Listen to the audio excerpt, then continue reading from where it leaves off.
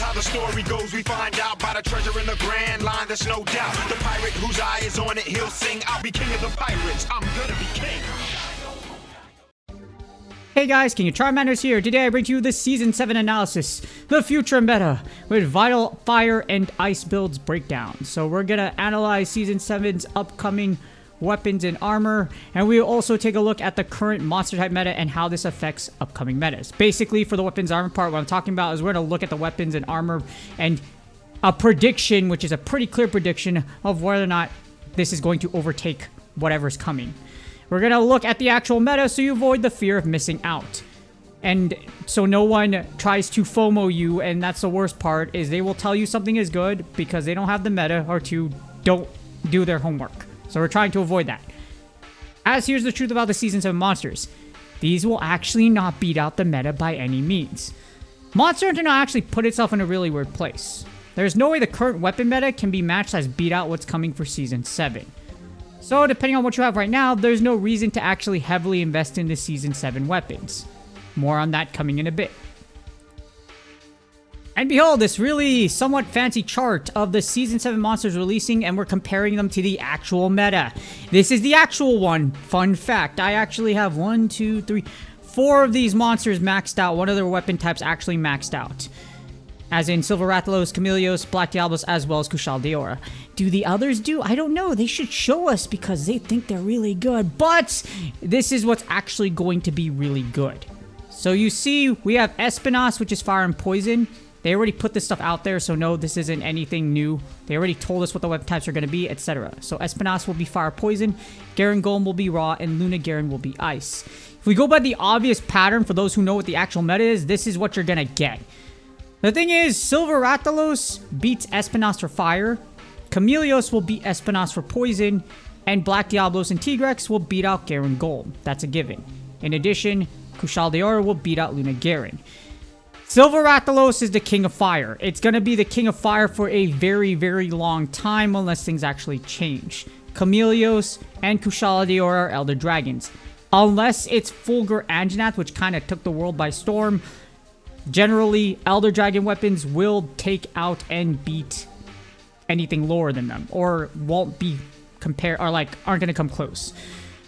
Black Diablos and Tigrex, those are the 2 most powerful raw weapons in the game. Black Diablos more than Tigrex as far as sheer power goes, Tigrex because critical ferocity. But Garen Golem, as it being raw, unfortunately, it's not going to take over.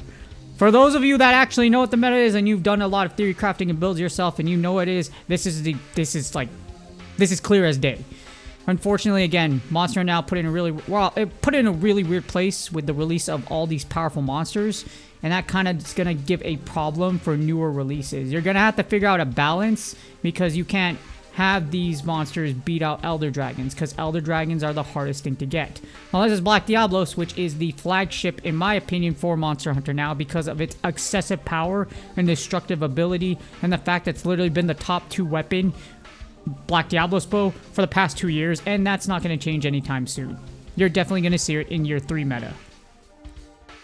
And behold, the Vital Ice and Vital Fire analysis. So for this comparison, I'll use Vital Thunder data as a reference point because Vital Fire and Vital Ice do the exact same thing. Yeah, you have different skills, etc., but Fire has more support than Thunder, and actually no, Thunder has a lot more support than Fire if you look at the overall thing. Ice has just been shafted for the longest time, so Vital Ice is very much needed, but the question is, do you actually need it? Not really. While the top builds are 15% or higher, you can still get by with Critical Element or the standard Elemental Attack 5. Critical Element's only 11%. While there's a bigger gap, noticeable one with Elemental Attack 5, you don't really need it. Some of you have noticed you're already taking out 8 and 9 star monsters with your loadouts, so there's no reason to hyper invest into something else. If you can take out the bare minimum you need to max out your weapons, you don't need to pivot and waste resources. There's a reason why I'm not at 10 star monsters yet, because it's not worth it. Why am I going to flood my map when I'm trying to speed grind something to 10-5? It's a waste of my time. Why would I put points in my map to flex on killing a 10 star monster? I know I can take out 10 star monsters. I have the 10 star trial meta. I mean, the 10-star trial medal, not the meta. I've beaten that meta with a literal bum Chameleos bow Driftsmelt build. Actually, most of them were with 1 Driftsmelt. The rest of them was with 1 burst Driftsmelt, and the rest were just completely random. literally. So I don't need to prove myself as far as 10 stars goes. But yeah, you don't really need Vital Fire and Vital Ice. So it's a nice to have, but if you look at the data, like, unless you have, we're going to go more into it, but again, it's dependent on your HP. So if your HP gets lower or you're at that 30%, this is not going to be consistent. Because critical element is consistent if you do have a critical weapon with positive affinity, and you have elemental attack 5 is obviously consistent because it boosts your thunder attack, etc., whatever element you have with it. It's better to like keep your consistent builds than to go after something like Vital Thunder, Fire, and Ice that isn't going to be consistent under one condition. Again, it's your HP. So you don't sweat it at all. And vital elements, like I mentioned, are conditional and require HP or at higher max, so it's skill based on if you can avoid taking damage. We all get hit. It doesn't matter. I'm good at the game, but I'm still going to get... Everyone's going to get hit. That's a fact. Traditional element builds, like I mentioned before, they still worked. For me, I used Zinogre Light Bogan Max plus Elemental Attack 4, and that did just great against 8-star Kushala and Nier Gigante back in the day, no meta Driftsmelts. Fun fact, Zinogre Light Bogan is the 5th most built to grade 10.5. Guess who had it before he went to Shibuya? I did. This was my 2nd grade 10.5 weapon because I already knew it was going to be goated when it first came out. So this, again, it was my 2nd one maxed out, and it worked wonders for me for both Kushala and Nier Gigante, so I didn't really have to put out anything else when I went to Shibuya. It was awesome. If you already have a full Driftsmelt build already, there's no reason to pivot to something else. The numbers may say high, but ask the true question to yourself. Do you really need this? If you're already taking out what you need, whatever you got, you don't need to pivot to anything else. That's a fact. So don't sweat it. Don't FOMO into it. You will be just fine. Next up, we have Vital Element and Belos Meta Driftsmelt Analysis. So just in case these things, again, for those wondering about Vital Fire, because Vital Fire has already been released, yes, the Driftsmelt build will beat out the Critical Element build, but if you look at the... Yes, I already crunched numbers ahead of time. If you've been doing this and you know how to do your homework, it's really not that hard. Make sure you follow people that actually know how to do their homework. However, this requires you to be at full HP or near, so it isn't consistent. 7... Yeah. For the Critical Element Meta Driftsmelt build, you don't have to worry about that. It's going to be consistent. Your crit, on average, is 90% on higher. So because of that, it meets the requirement. Generally, the range is 70-100%. 90% is amazing. So that will be more consistent than Vital Fire. So just because the end number looks good, that doesn't mean it's factually consistent or it's actually good. It does. The big numbers, I like big numbers too. But there's more you need to look at. In addition, 7% is hardly noticeable. Depending on the situation, it probably will shave off a few seconds, but if you compare them side by side and put them together, if you have full HP or near it with Vital Element, yeah, you don't need to sweat it. You'll be just fine.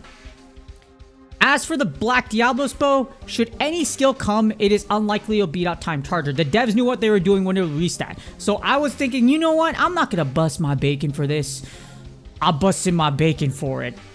A lot. Because Time Charger is the meta nowadays, and again, the devs knew what they were doing. So none of the new skills will beat out Time Charger builds, etc. And again, this is something I will admit, because no one's going to tell you this. But I was actually wrong, because one of my friends pointed out, he's like, you can actually TC5 with Critical Ferocity. But he thought, because he's like, but it still isn't, because here's why. Because of conditions. So here's the thing. For breakdowns, I look at damage plus consistency plus other factors. Yes, you can look at the end number, and it's a big number, but if that's all you look at and that's your justification, you don't know as much as you think you do. You're not as good of an analyst as you think you are because you're missing out on other things. And here's what I mean. I'm kind of giving away my secrets here, but you know what? It's been 2 years and other people steal my content anyways. No, literally, you see the little slide thing on the right? Yeah, I did that. I was the OG for doing that for my weapon guides. Someone else stole it, but you know what? They want to try to take credit for that. You know, like tap, tap, tap, and then do it a thorough breakdown. But I was the OG, so everybody know. Well, people that want to convince themselves that knows I'm the OG. But yeah, here it is.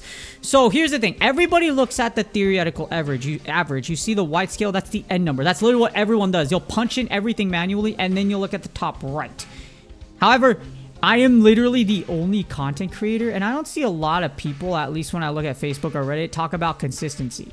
So for a crit build to be consistent, this is any crit build, positive or negative, you need at least 70 to 100. After testing, looking at all the forums, etc., research, that's the sweet spot, is at least 70 to 100%. That's the green part right there. You see that circled? If that doesn't say 70 to 100, that's not consistent, or you're banking a lot on a coin flip, which if you look at critical ferocity for Black Diablos Pro, you can only get it at negative 55%. So because of that, not consistent, you can only get CF4 along with Black Diablos Infinity. Again, negative 55. However, the problem with critical ferocity, you have an additional condition.